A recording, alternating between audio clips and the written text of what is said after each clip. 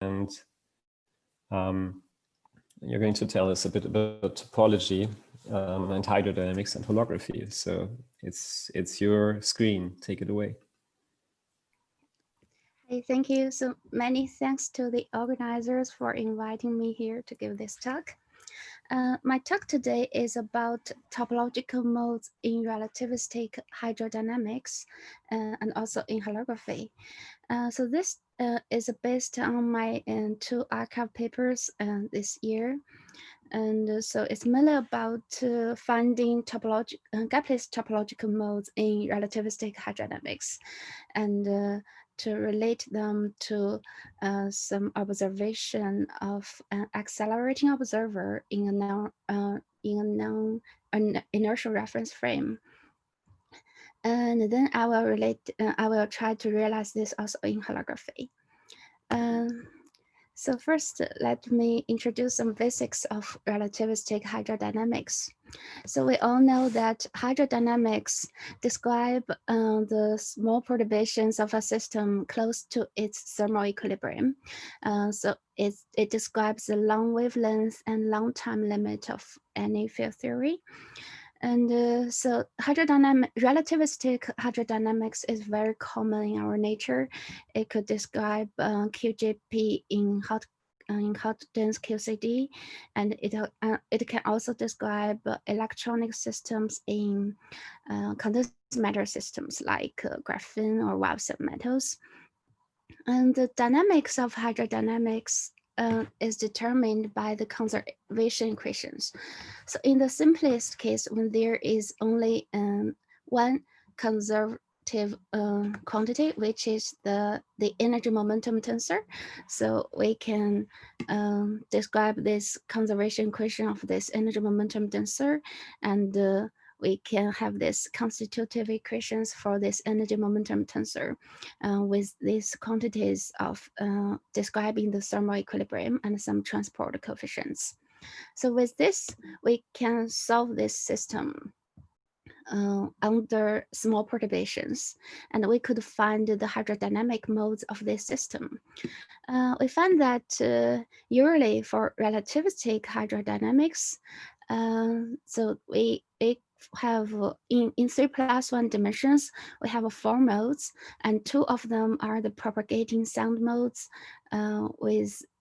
with this kind of dispersion relation, and the other 2 would be diffusive modes, which do not propagate and are only diffusive.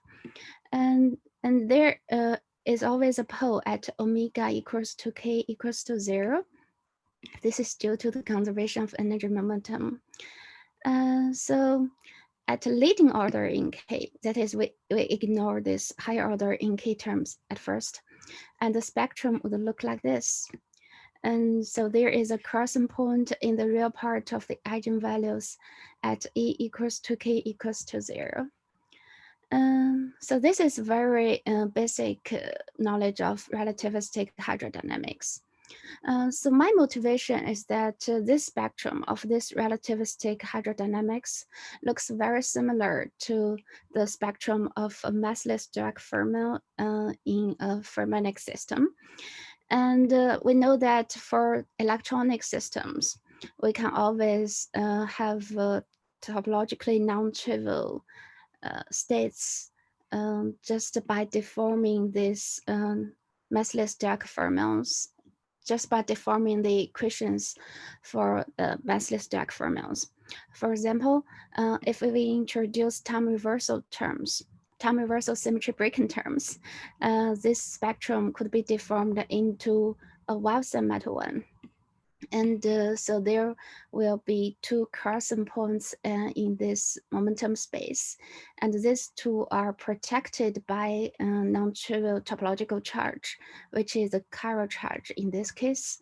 And so this means that trivial Hamiltonian would become non-trivial by some deformations of the system. So our motivation is that there are also other classical topological states of matter in, for example, the sounds, the optics. And so we are thinking if we can also deform this this spectrum of relativistic hydrodynamics also to a similar form, which could become topologically non-trivial. So we only want to do a first step in this direction, that is to first realize this gapless topological states in relativistic hydrodynamics. So here is the outline of my talk. So to realize this goal, I will first introduce an effective Hamiltonian in the relativistic hydrodynamic system. So this is only a way to make it easier to see the spectrum. So it's only a technique then. And then we can modify this effective Hamiltonian to make the system gapped or making it so to introduce nodes into the system. And then we want to show that these nodes could indeed be topologically non-trivial. And then I will show that this modification to the Hamiltonian could be done by introducing gravitons. And these gravitons could come from the effect of a coordinate transformation, that is, comes from the observation of a non-inertial reference frame. And then, so this is the main conclusion of my talk today. So it's the main conclusion is that a trivial relativistic hydrodynamic system could become topologically non-trivial by being observed in a non-inertial reference frame. So this is very similar to the Unra effect, that something changes when an accelerating observer is observing. And then I will introduce the symmetry of the system, because here I will show that it is in fact a symmetry protected topological states. And then I will show some other properties of the system, like the transport behavior, and also, so in the first part, I will only focus on the leading order in K effect. That is, there are no dissipative terms. And then I will show that after considering the second order effects, what would happen. And then I will calculate the topological invariants. But in this case, they are very simple because they are effectively 1D system. And then I will introduce shortly how to realize this system in holography. And finally, it's a generalization of this setup to a more complicated system with two sectors of energy momentum. And finally is the summary and open questions. So I will start with introducing the meaning of effective Hamiltonian in my system. So to calculate the hydrodynamic modes of the system more easily, we introduce a concept called effective Hamiltonian. That is, we can say that from this conservation equation of the energy momentum tensor, and we introduce the four modes of this energy momentum tensor that we need to solve. And then we can write the effective equations in this way. And we can write it into a matrix form, and in which this H is an effective Hamiltonian of the system. So this is very similar to the equation of motion for spinor or other fermions. So this H is very similar to the Hamiltonian in those systems. So here I call it effective Hamiltonian. And the eigenvalues of this effective Hamiltonian would give the spectrum of these hydrodynamic modes. Here, there's one thing, that this Hamiltonian is not a Hermitian matrix, but it is very close to a Hermitian matrix. It is similar to a Hermitian matrix by performing this transformation. And the spectrum of this effective Hamiltonian would give the hydrodynamic modes at leading order in K. So I only kept the leading order in K terms. So the spectrum looks like this, which I already showed in the first page. Yeah, Yawen, may I interrupt? Hi, sure. Hi. But here you're calling this a Hamiltonian, but this isn't an operator equation on the previous slide. Wait. So it's very confusing to call this a Hamiltonian, because it's these equations that you wrote, which you recast in this form. These are equations for VEVs, for vacuum expectation values of operators. Yeah, so it's not really a Hamiltonian. So it's different from the Hamiltonian of hydrodynamics. So in hydrodynamics, we can define a Hamiltonian. And that one is different from this one. So I would this say you cannot. Oh, hydrodynamics is an equation, is a set of equations that tell you the time evolution of vacuum expectation values. But there's no Hamiltonian there, because these are not operators. Yeah, but we can define something like a Hamiltonian. You can recast it this way, but it's really confusing to me if you start calling this a Hamiltonian. This is not a real Hamiltonian, so we call it effective one. So it's not really Hamiltonian in the strict physical sense. And also, I mean, this transformation you point out to make it Hermitian, this would, correct me if I'm wrong, but this would only ever be true to that particular order in K that you're working. As soon as you introduce K-squared terms, then there's no such transformation that will make it Hermitian.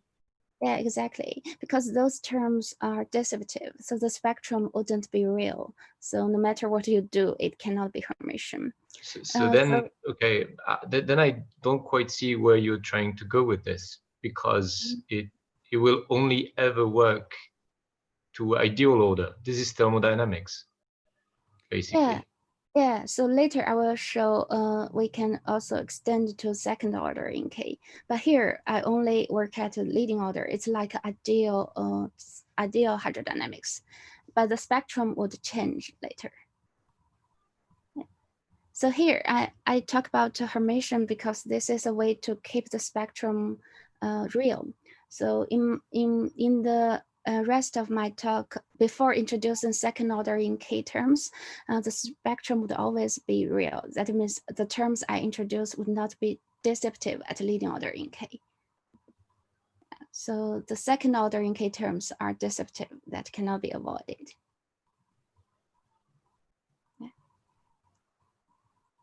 Okay, I'm just confused because now this equation that you're now displaying, this is an operator equation.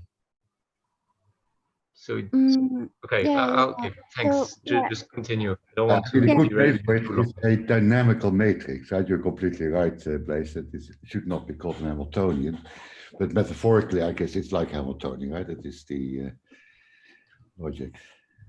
Okay, I'll wait and see. Hamiltonian because the eigenvalues of this matrix gives the spectrum. So in the mathematical sense, the eigenvalues of this matrix would give the spectrum. And it's very similar to this form. And this psi of a fermion is like this delta epsilon or this mode here. Yeah. So that's why I call it an effective Hamiltonian. But this is different from the real Hamiltonian of a hydrodynamic system. And so this is only a technical instant. So it doesn't have any physical sense here. I introduced this concept only to make the calculation easier or more clear to see. So the next step, I want to deform this relativistic hydrodynamics to change the spectrum. So to change the spectrum, it could be easily seen if when I introduce this effective Hamiltonian, then I only need to modify this effective Hamiltonian. In parallel with the case of Yawen Sun metal, what I need to do first is to gap these hydrodynamic modes. And then I will introduce term modifications which could introduce nodes into the system. To gap the system, I try to modify this effective Hamiltonian directly. So we only modify this effective Hamiltonian. So at this stage, we don't know where these terms come from. So we can only say from this effective Hamiltonian, if I introduce two terms here, the spectrum would become a gapped one. And here, as in hydrodynamics, when this spectrum becomes gapped, this means that the energy momentum is not conserved anymore. So to make it still in the hydrodynamic regime, I need to make m at the order of k. So it's a very small effect of non-conservation of energy momentum. Here I introduce this m in the x direction. If I make them in the y and z directions, the effect in the spectrum would be the same. So here, there's one thing that I need to mention, that I introduced this term which breaks the conservation of energy momentum, but it's different from the energy or momentum dissipation term, which we studied a lot in holography. So what we have here is some non-conservation of energy momentum like this. So the energy and the momentum both have to be non-conserved, and the non-conservation is proportional to the other one. And now the spectrum is still real, which means this matrix of this effective Hamiltonian is still similar to a Hermitian matrix. But for the momentum dissipation that people studied a lot in holography, there the energy is still conserved, but the momentum is not conserved in this way. And this gamma would introduce a non-Hermitian term in this effective Hamiltonian, which makes the spectrum complex. So in that way, even at leading order in K, the system becomes non-dissipative, becomes dissipative. And here in my case, I will always make the spectrum real. And after getting this system, the next thing is to introduce other terms to modify the spectrum again, which make the spectrum look like the one of a Wilson metal, but it's only qualitatively similar, and it looks in fact different. So now, after introducing these two extra terms in the effective Hamiltonian, the spectrum now becomes like this. So before introducing these two terms, the spectrum is gapped like this one and this one, and the two. Sorry, Yawen. Hey. Can I ask something? So I mean, the fact that you have like this kind of like linear dispersion relation makes me believe that you should be able to expand the Hamiltonian in spin 3-half matrices. Sorry, you mean expand? So I'm asking you if whether it's possible to expand that Hamiltonian in terms of spin 3-half matrices, because they are 4x4, and if that's possible, probably you would have like a clean interpretation of why those components of M and B are the ones you have to introduce to open the gap and to split the points. I mean, you need to expand the Hamiltonian in terms. Yeah. I mean, for example, for a Weyl semimetal, it's like K dot sigma. That's the Hamiltonian. So if you change sigma by spin 3-half matrices, maybe you get something that is unitarily related to the Hamiltonian you're writing. I see. So you mean if this and then you will be, and I guess you will be able to construct in the same spirit you do it for a Weyl semimetal in this context. I see. I guess this one cannot, but later there's another case which can, because the spectrum here is very different from the Weyl semimetal one. But later there is another one with a spectrum very similar to the Weyl semimetal one. I think that one can be similar to a matrix that can be expanded in terms of sigma matrices. But this one, but I didn't say sigma. I didn't say sigma matrix. I just said you just remove the Pauli matrices, and instead of using Pauli matrices, you use the 3/2 representation of the C2. Mm-hmm. Because those are 4x4 matrices. But okay, I mean, we can talk about it later. I'm not sure here. Maybe I will say it later. Okay. But the spectrum here is very different from what we have seen in condensed matter systems. So I guess that might not be possible here. So in this spectrum, it have 4 crossing nodes in contrast to 2 in the Yawen Sun metal, but that is not very important. So here, with these deformations in B, in fact, we lift the 2 transverse modes, one up and one down. So now with this B determines the interval between these 2 transverse modes, and this M determines the gap between these 2 bands. So it means when B is larger than M, there will be 4 crossing nodes. And this effective Hamiltonian means that we need to deform the energy momentum conservation in this way. So all of the energy and the momentum become non-conserved. And this H is still similar to Hermitian matrix, which could simply from that the spectrum being real. So now the spectrum becomes this way.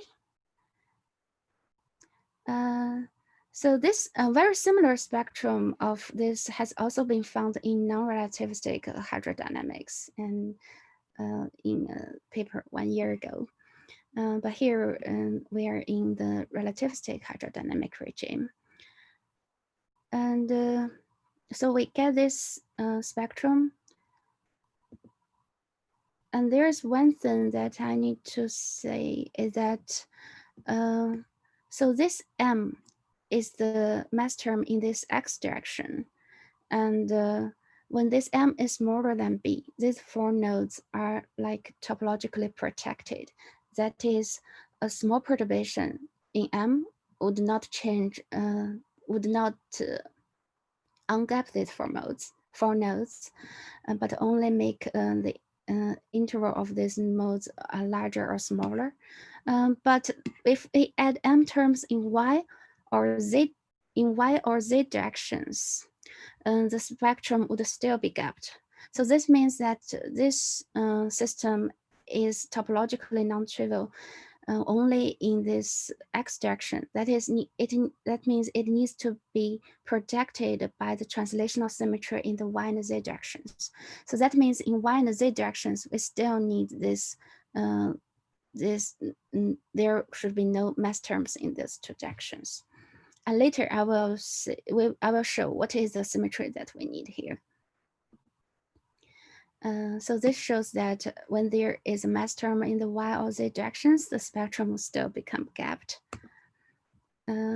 This is a cartoon showing what I mean by topological here. For gapless states of matter, by topological, we mean that the crossing nodes would not be gapped by small perturbations.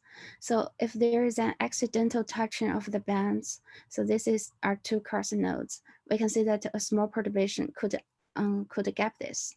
But here, a small perturbation cannot gap it. So this is called topological.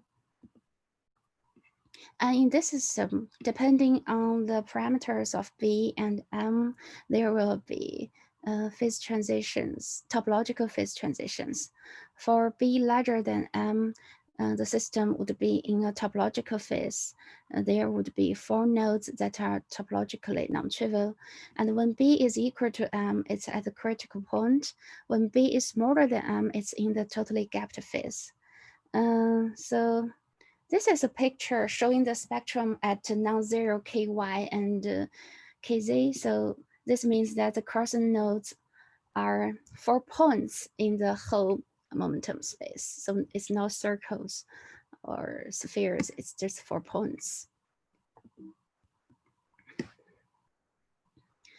So now I have introduced the non-conservation of the energy momentum tensor in relativistic hydrodynamics, which changes the spectrum at leading order in K, and which seems to produce topologically non-trivial spectrum.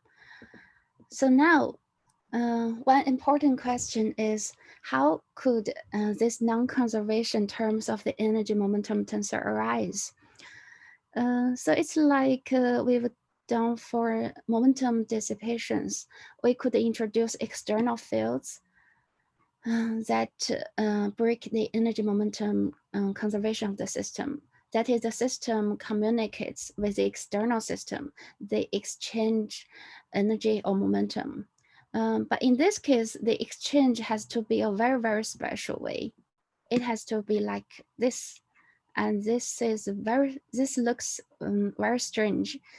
And it cannot be produced by a simple scalar or vector field. So at least it has to be a symmetric tensor external field to break this energy momentum tensor conservation like this. And so we introduce a symmetric tensor external field, which couples with an operator O of the system of this relativistic hydrodynamic system. So with this external field, the conservation equation of this hydrodynamic system becomes non-conserved in the form of this. So to compare this one with this form that we need, we find that this O mu nu has to be T mu nu here. So we need to carefully choose the non-zero components of this external symmetric tensor field, and then this non-conservation terms would become the one that we need. So here, what is this symmetric tensor field? So there is one natural symmetric tensor field in nature, which is the gravitational field. So the most natural way to introduce this external field, which couples to the energy momentum tensor of the system naturally, should be the gravitational field, G mu nu. So here we introduce a non-trivial gravitational field, G mu nu, because this H mu nu. So this means that this G mu nu is equal to eta mu nu plus H mu nu. Eta mu nu is the flat spacetime. So this H mu nu has to be small because its order describes how the energy momentum is non-conserved. So it should be a small perturbation, linearized perturbation of the flat spacetime. So with this new metric, the energy momentum tensor would be conserved covariantly using this nabla operator. So the conservation of the energy momentum tensor is nabla mu T mu nu is equal to 0. It's not partial mu T mu nu equal to 0. So with non-trivial Christoph tensors, we would produce this non-conservation terms in terms of partial mu delta T mu nu. So this means that when we introduce a small perturbation of the gravitational field, and it couples naturally to the energy momentum tensor of the relativistic hydrodynamic system. So the conservation of the energy momentum tensor would become non-conserved in this way. And this H mu nu is the gravitational field. And then we need to carefully choose the components of the H mu nu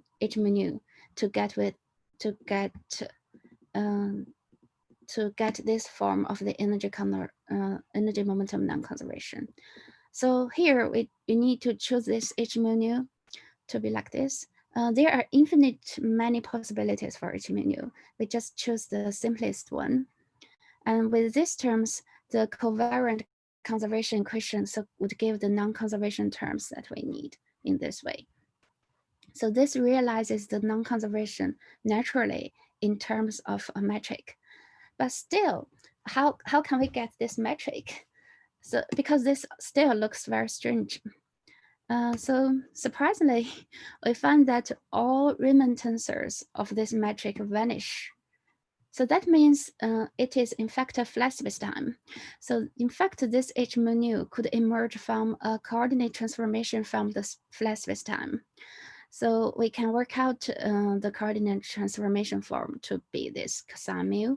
So with this coordinate transformation, the flat metric would become flat metric plus this H mu, and which coupled to the energy momentum tensor of the relativistic hydrodynamic system, which would produce non-conservation terms in this energy momentum tensor, so which could produce the strange spectrum that we want to have.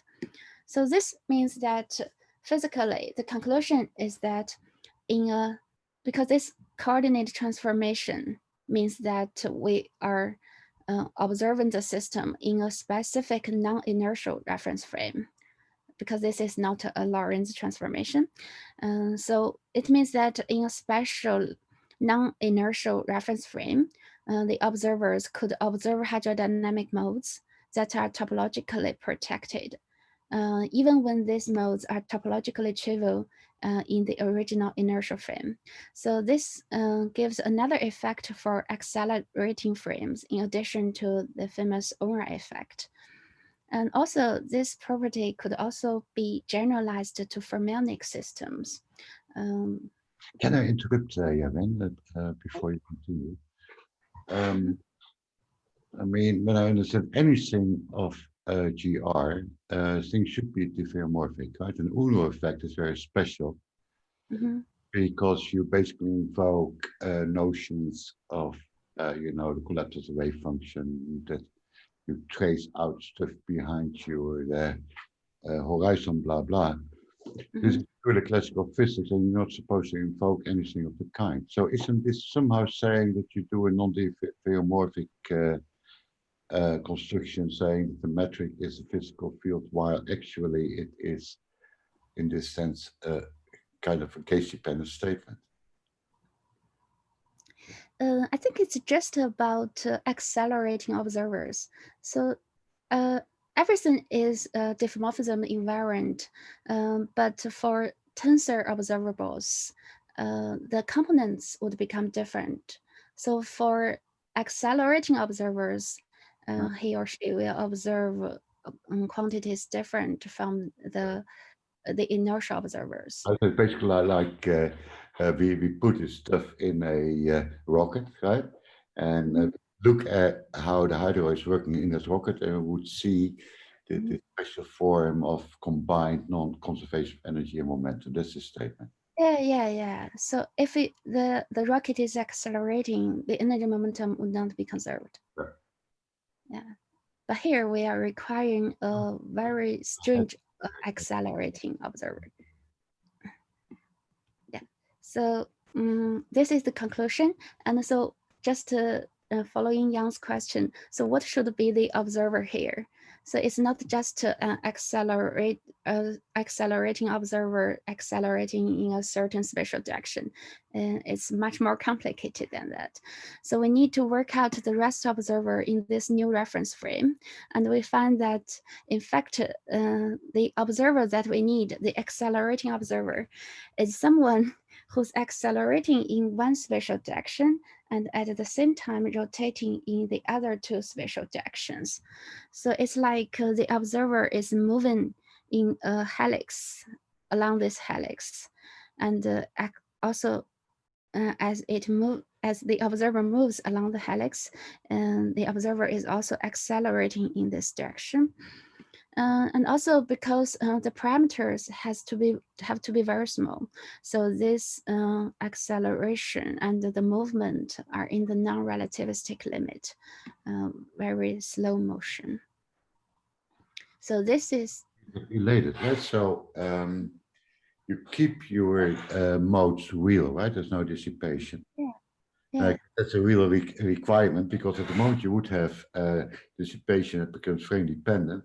I think you should violate covariance, right? And here it's safe because everything stays real and really don't dissipate energy, or like that you shuffle from energy to momentum in essence, I guess. Correct? And so when you go to the K squared, all of this is no longer true.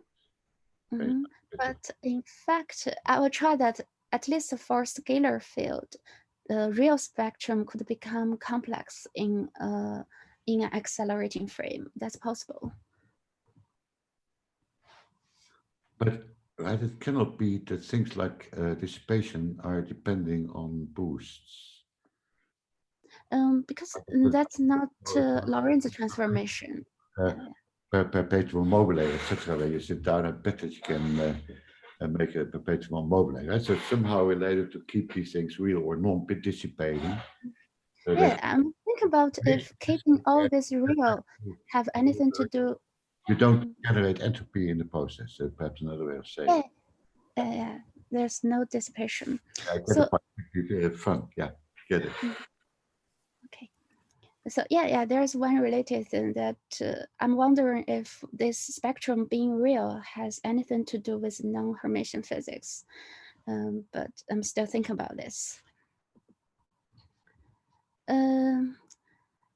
So now there's one thing that I need to say that. So because when I treat this external field as a metric field or a gravitational field, this means that in fact the constitutive equation of this T mu has also to be changed, which would contribute to extra terms in the equation. So in the previous calculations, I ignored the change in the constitutive equation and only considered the change in the conservation equations, these extra non-conservation terms.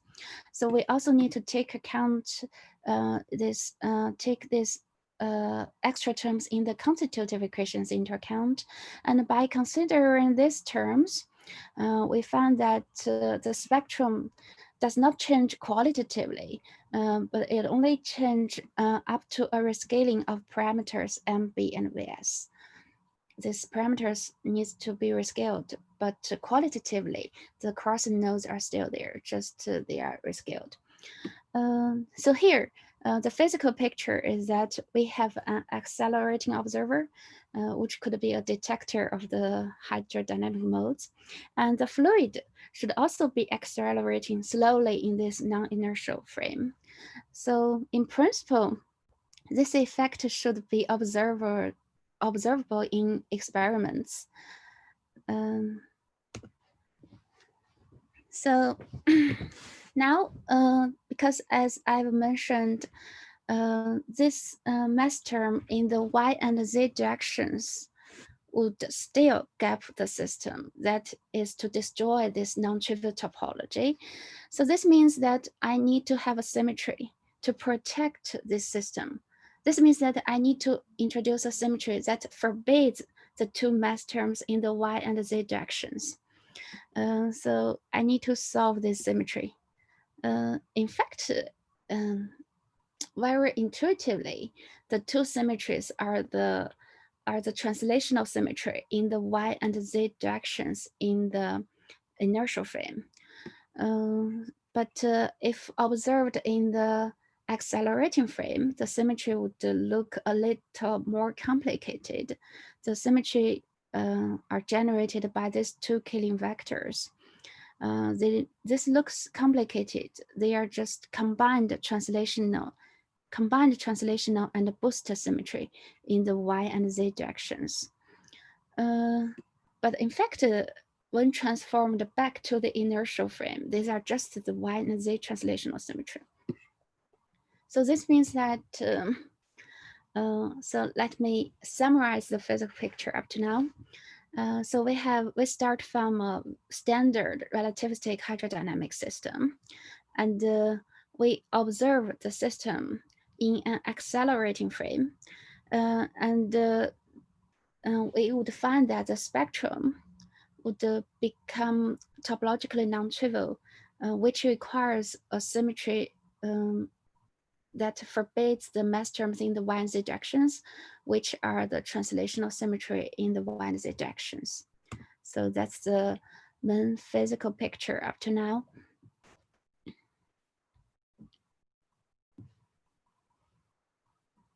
Yeah, just this page. And then, so in principle, this should be an effect that could be observed in laboratories, but it is a very, very small effect because the acceleration needs to be very small, which is at the order of k and omega. Other observational effects of this system would be the strange spectrum of the modes, which would introduce a doubling of amplitudes at the 4 nodes because there are 2 bands crossing at those 4 modes. And these nodes would be stable under perturbations, which are the property of this non-trivial topology.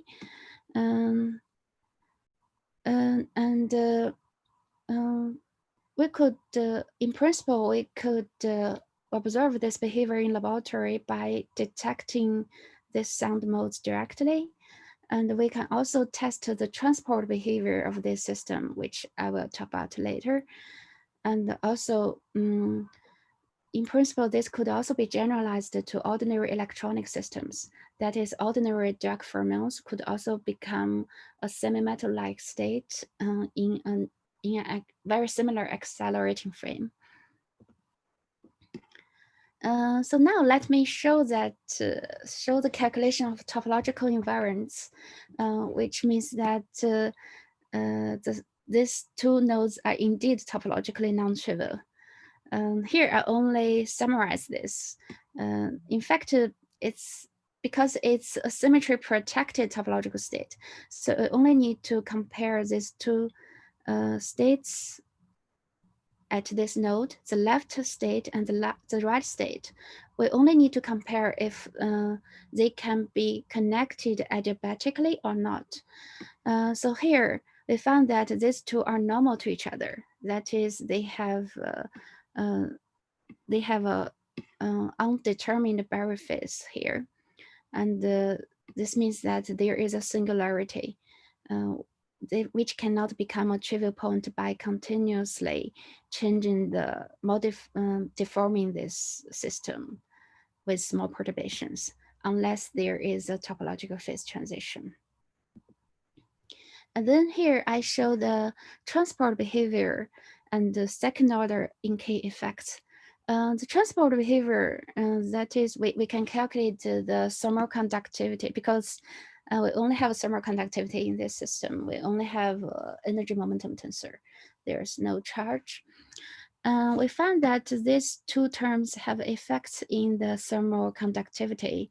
For example, this makes this divergent components in this KYY KZZ, which become finite at 0 omega and k. This is also because that the system is now gapped here, and so the thermal conductivity becomes much less. And here is the 2nd order in K effect. So at the leading order in K, we have worked out the spectrum, which is real. But when we introduce 2nd order in K effects, these terms would they are dissipative. So the spectrum would become imaginary. So the real part doesn't change. The real part still looks like this. I only plot the lower part of these 4 bands. So these are the 2 bands in the lower part of the spectrum. And the picture on the right is the imaginary part of these 2 bands. The real part doesn't change, but in the imaginary part, we can see that there is a jump at this crossing node. So this yellow one is 1 band, and this blue one is in the other band. And so here, this yellow one corresponds to the yellow one here. So this means that these 2 bands have a crossing in the real part here, but in the imaginary part, there is a jump in the imaginary part of each band. So this means that something strange happens here. So there's some singularity here. And also from this behavior of the imaginary part, it also shows that there should be some topologically non-trivial behavior, as they cannot become 2 separated bands by small perturbations because there is a jump. So here I will talk about talked about the main conclusion of my work.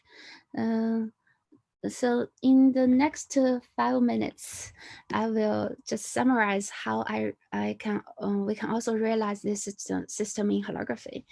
Because we know that holography successfully described a lot of strongly coupled hydrodynamic systems. So we also want to provide a realization of the system in holography. And also because hydrodynamic modes correspond to gravitons in holography. So this would be related to a question if there are also something like topologically non-trivial gravitational waves in gravity. So that's the motivation that I want to realize this system also in holography. But here we just use the simplest setup. That is to first have a non-inertial reference frame version of ADS-FT correspondence. So we know that in holography, in fact, there are lots of mechanisms to introduce non-conservations of energy momentum tensor. For example, just using massive gravity. But here, as a simplest setup, we try to produce this system just using a coordinate transformation, also in ADS-FT correspondence. That is, we have the ordinary ADS-FT correspondence, and the bulk is an ADS-Schwarzschild black hole. And then we make a coordinate transformation, which makes the metric at the boundary look like the metric that we need in the hydrodynamic part, which is this one. And then we should be able to realize a similar spectrum also in holography for this hydrodynamic modes. But it is very difficult to calculate these hydrodynamic modes. So we first showed that this energy momentum tensor is indeed non-conserved in the same way as in the hydrodynamics. That is, when the energy momentum tensor is not conserved, the usual word identities for this conservation would not hold anymore. And with this energy momentum non-conservation terms produced by the gravitons by h mu nu, the word identities would become like this. So ignoring the contact terms, this would be the actual terms that we need for the non-conservation of the energy momentum tensor. So from holography, by performing the same coordinate transformation, we are able to show that the word identities indeed look like this. So as there's not much time, so I will just skip the details. And yeah, here I just show that we just could match the word identities of the holography side and the hydrodynamic side. So still, we need to work out the hydrodynamic modes, also the exact green functions to show the spectrum of these hydrodynamic modes in holography, which are what we are working on now. And also it's interesting to see if there are other ways to realize this non-conservation, this special form of a non-conservation of energy momentum tensor using massive gravity or other external fields in holography. So here is a generalization of the system to more complicated systems. I will just describe it briefly. So in my previous slides, I've showed that I have a relativistic hydrodynamic system, and it exchanges energy and momentum with the environment, external fields. So the energy momentum tensor is not conserved, and the spectrum changes. And here, in order to find more interesting spectrums, I'm thinking about to generalize this one system to two interacting hydrodynamic systems. So these two systems would exchange energy and momentum with each other, and at the same time, they exchange energy and momentum with the environment. And in these generalizations, we have a spectrum very similar to the wild semimetal one. And we also have other kinds of spectrums in higher dimensions. So I will skip the details. We could also calculate the topological invariants in this case, and also the transport properties. Okay, so let me summarize my talk today. I start from standard relativistic hydrodynamics, and I introduce modifications to relativistic hydrodynamics, which breaks the conservation of energy momentum tensor. And so these deformations could change the spectrum to an interesting gapless topological state. And we found that this non-conservation of energy momentum tensor could be produced by a metric field. And this metric field could come from a coordinate transformation from an inertial reference frame to a non-inertial reference frame. So this means that topologically trivial normal modes of hydrodynamics, relativistic hydrodynamics, could become symmetry protected topologically non-trivial gapless modes being observed in a very special non-inertial reference frame. And the frame is the one of an accelerating observer moving in a helix, accelerating in one spatial direction and rotating in another two. And this is an effect similar to the Unruh effect, which could in principle be tested in laboratories. And so finally, there are some open questions still. First is to introduce the Yawen current, and also is something I'm working on now, is to calculate these hydrodynamic modes directly in holography, and whether this non-Hermitian effective Hamiltonian is related to PT symmetry and protected non-Hermitian physics, and also to generalize this to fermionic systems, and also to find to generalize this to other gapless modes or gapped topological modes if possible. But this has already been found in the non-relativistic hydrodynamic frame. So it's possible that we could also find that here. And possible experimental realizations, maybe not so easy. And the non-relativistic systems, there are already some findings there. And also, if we can realize this holographic system, these non-conservations of energy momentum tensor from massive gravity. Also, our generalization of the two sector systems, if it's also possible that the external field could be explained as coming from a non-inertial frame, and whether there are relations to topologically non-trivial modes in gravitational waves. So here is it's the end of my talk. Thank you. Thank you very much for your very interesting talk. Do we have questions?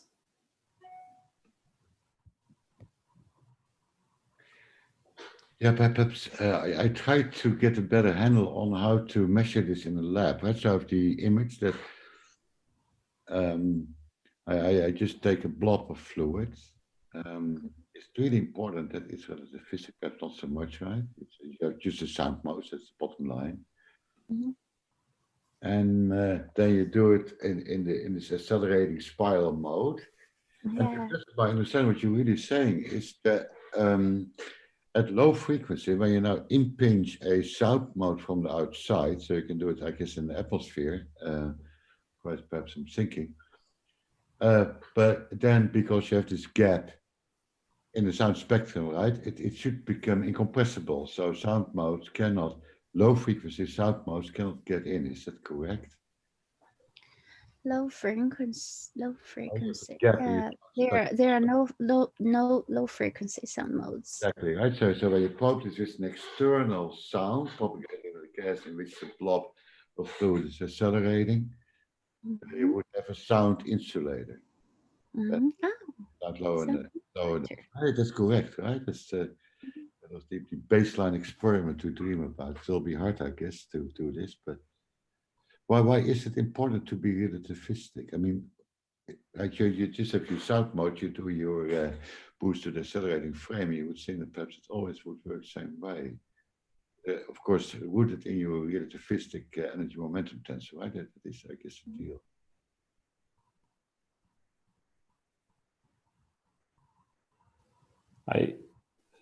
Sorry to jump in, maybe just so I understand. Jan, are you saying something along the lines when you say an insulator, sound insulator? Isn't that something like what is happening in analog gravity experiments, where you have a The great example is dark matter, right? It's incompressible. It's not propagating sound waves, and it can have different regions than this one, of course, and surely will. Okay.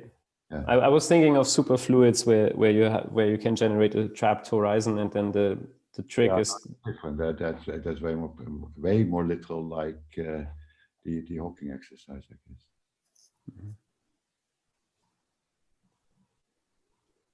We don't know about any normal circumstance where you can kill sound, right? So I guess in the dark matter story, it's basically like you have only gravitational long wavelengths interaction, and in other words, in other regards, the system is collisionless, and when it's not colliding, then you cannot have sound propagation, right? You just encoded an equation of state out there. So maybe concrete, right? If you really make a gap in your low frequency sound spectrum. Maybe this comes back to your question earlier, where you asked how attenuation or dissipation can be influenced by the observer, the frame, and it is true. If you are in a boosted system, then your sound attenuation in one direction is different than in the other. So this is something that Pavel in Pavel Koftun has worked on, and I can send you a reference about it. So there are examples where the observer makes a difference, and maybe Yawen is referring to that. It's true. I did about imaginary parts, and I see it happen. And Yawen is talking about the real parts, right? That the not about the dissipative part, it's the propagating part. It's both. Both are changed. Like the velocity is very clear, right? That they totally make sense in a boosted frame, that it's different in two directions. From direct calculations, when you have a boost of the system, the spectrum would change. Yeah.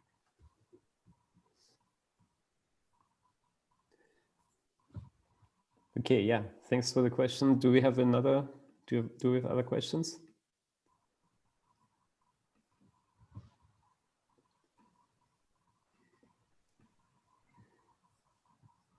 I would have another question, Yawen. So regarding your Hamiltonian, can I think of it as a I think it was on slide 7 is where it started. Can I think of it as a time evolution operator for the vacuum expectation values of the energy momentum tensor, like the components? I think it should be. It's like this, right? But we need to diagonalize it to get the spectrum. And that equation there, it looks very similar, and maybe that's what it is also. It looks very similar to what you would do in hydrodynamics when you want to calculate 2-point functions, for example, or if you want to look for the spectrum, let's say, where you would find sound modes and diffusive modes. You would write down pretty much such a matrix, right? You would write down the conservation equations in the form matrix acting on a vector of fluctuations or perturbations, just like the perturbations of, let's say, temperature, but you can also use energy equivalently. And then you would equate that to a vector of sources. And then you would solve that system in order to calculate, for example, two-point functions, or just to find the hydrodynamic modes of the system. So this looks very much like it, but I mean, maybe, I don't know, you tell me if this is the same matrix there, or it can be rewritten like that. I mean, obviously it's encoding the equation of motion, as you tell us. This one, in my opinion, this one is more like the kinetic term, and the whole Hamiltonian would require a potential term, something like that. So it's like this one doesn't include the source term. It so this is different from the Hamiltonian of hydrodynamics, which has the source term in that. I think that should be different.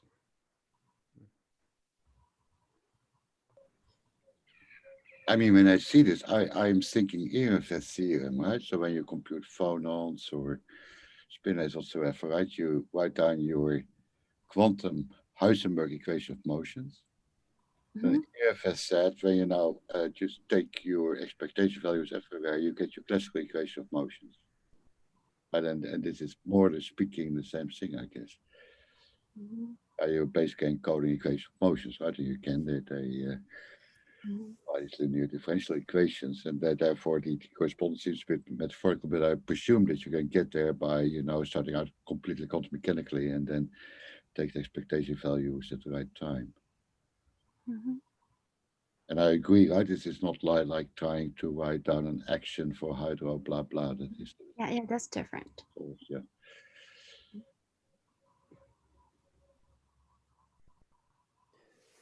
Do we have other comments or questions?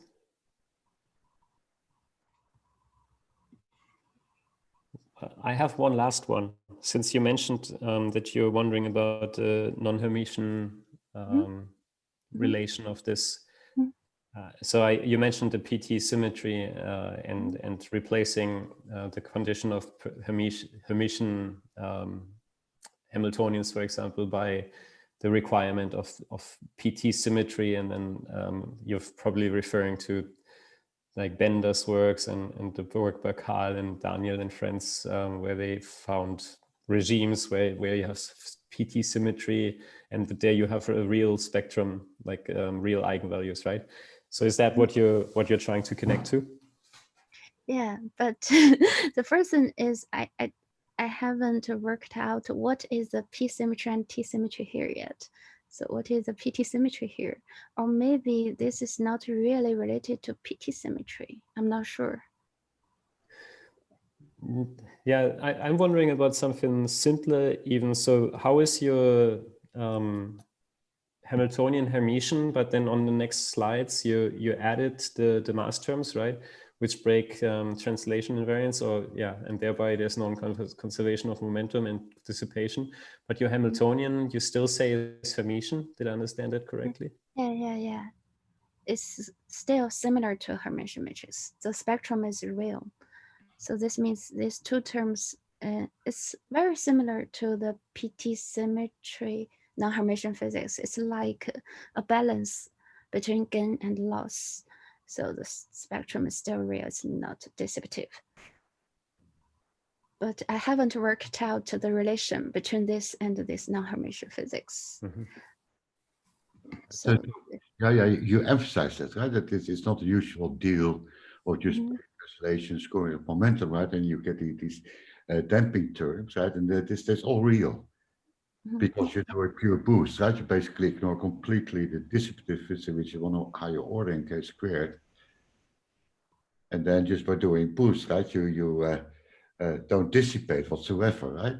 So you would have a big problem, I think. So you accelerate it in the right way, and then you decelerate it, and then it would be dissipative, and you would have generated entropy, right? Well, at the end of the day, in experiments, you're not supposed to generate entropy whatsoever. It's just a pure coordinate transformation.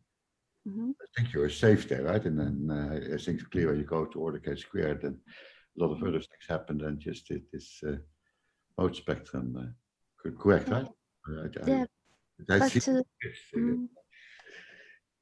but non-dissipative systems might become dissipative by other coordinate transformations. So it's like only this special reference frame would produce this effect. Other frames, the spectrum might become complex.